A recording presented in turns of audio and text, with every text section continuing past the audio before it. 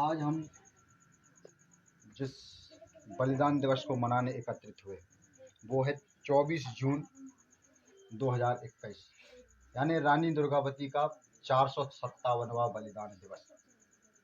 रानी दुर्गावती भारत की एक ऐसी महानतम वीरांगना, फूल और गुलाब की कली। एक विदेशी लेखक ने लिखा कि रानी दुर्गावती एक ऐसी फूल और गुलाब की कली थी जिसकी महक और इस गोंडवाना साम्राज्य की देश और दुनिया तक फैली थी। गोंडवाना की महान वीरांगना कम से कम अपने शासनकाल में इन्होंने 50 से ज़्यादा युद्ध किया और युद्ध भूमि में कभी उन्होंने हार का मुंह नहीं देखा।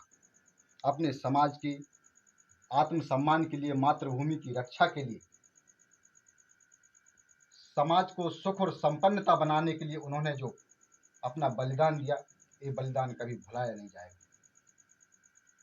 हमारे समाज के लोगों को भी इस बात से सबक लेना चाहिए कि रानी दुर्गावती ने समाज के लिए क्या किया, किस लिए इन्होंने अपने समाज को समाज के लिए न्यौछावर कर दिया, बलिदान कर दिया, समाज के मान सम्मान, हक और अधिकार के लिए। गोंडवाना साम्राज्य की पहचान को देश और दुनिया तक स्थापित करने के लिए इन्होंने अपने जान को कुर्बान कर दी। लेकिन हमारे समाज के लोग इस बात को जानते नहीं है, न समझते नहीं, कभी इतिहास को पढ़ते ही नहीं, दूसरे के कार्यक्रम को मनाने के लिए एक टांग से तैयार होकर चले जाएंगे। लेकिन जब समाज का कार्यक्रम, अपना खुद का कार्यक्रम है, हमारे समाज का कार्यक्रम बलिदान दिवस हमें मनाना चाहिए पूरे जोर शोर और तन मन और धन के साथ। लेकिन मुश्किल से 20-25 लोग, क्या बाकी लोगों की जवाबदारी नहीं कि हम इस बलिदान दिवस को मनाएं, रानी दुर्गावती के विषय में जानें कि रानी दुर्गावती कौन थी, क्या थी, इन्होंने समाज के लिए क्या किया और क्या करने वाली थी। समझते ही नहीं लोग। तो मैं चाहता हूं कि अधिक से अधिक लोग आने वाले समय में अपने महापुरुषों को कम से कम याद तो करें, इतिहास को खोजें, समझें। जब रानी दुर्गावती का कहना चाहिए बलिदान हुआ, इसके बाद कम से कम रानी दुर्गावती के बलिदान के बाद हमारी 1,27,000 हेक्टेयर जमीन विदेशी ब्राह्मणी लोगों ने छीन ली। ये उस बात के लिए लड़ रही थी कि हमारी जल, जंगल और जमीन कैसे बचेगी।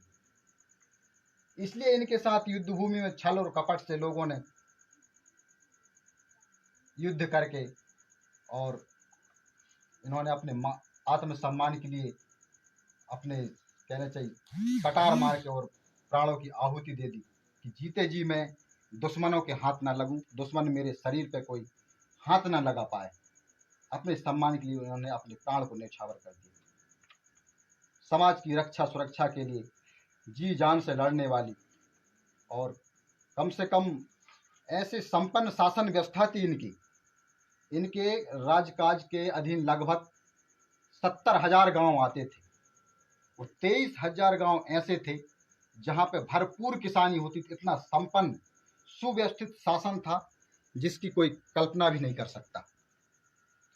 इसी बात पे एक मुस्लिम आक्रमणकारी, कहना चाहिए अकबर का दिल्ली में शासन था, उसकी नीयत इस शासन को हड़पने के लिए जब लगी तो उन्होंने अपने सैनिक आसफ खां को इस राज्य पर आक्रमण करने के लिए भेजा और उन्होंने आक्रमण किया। वो भी कई बार परास्त हो गए, लेकिन धोखे से हमारे कहना चाहिए विभीषणवादी लोगों ने, ब्राह्मणवादी लोगों ने, जब इनकी सेना रात्रि में विश्राम कर रही थी तो उस विश्राम की खबर उन्होंने विदेशियों तक पहुंचाई, अकबर तक पहुंचाई और उन्होंने रात में धोखे से आक्रमण किया और इनको सारी सेना को चौपट करके तो इस प्रकार से हार का मुंह देखना पड़ा और कहना चाहिए अपने आत्मसम्मान के लिए इन्होंने अपने आप को बलिदान कर दिया।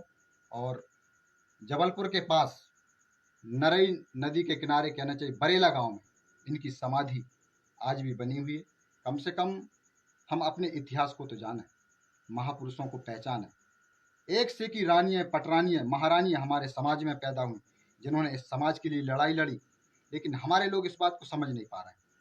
सीधे सीधे हमें पार्टी में ले लेते हैं लोग, बाकी ये तो गोंडवाना वाले हैं, गोंडवाना की बात करते हैं।